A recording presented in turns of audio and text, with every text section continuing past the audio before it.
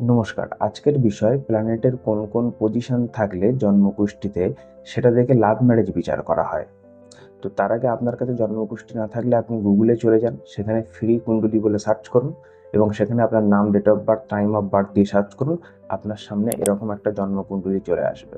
তো এবার দেখুন, লাভ ম্যারেজ যোগ। আমি একটা র্যান্ডাম কুষ্টি দিয়ে বোঝাচ্ছি। এটা হলো একটা কুম্ভ লগ্নের কুষ্টি।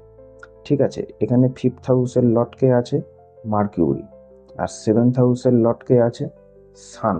যদি একে অপরের উপরে এসপেক্ট থাকে, ধরে নিচ্ছি সেভেন্থ হাউসের লট সান বসে আছে ফার্স্ট হাউসে, আর ফিফথ হাউসের লট মার্কিউরি বসে আছে সেভেন্থ হাউসে।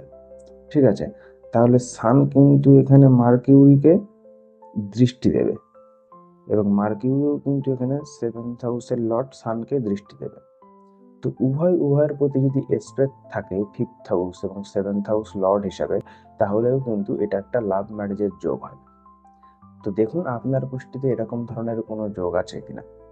তো ভিডিওতে দেওয়া ইনফরমেশনটা যদি ইনফরমেটিভ হয়, চ্যানেলটাকে একটু সাবস্ক্রাইব করে দেবেন আর ভিডিওটাকে লাইক করে দেবেন। হরে কৃষ্ণ।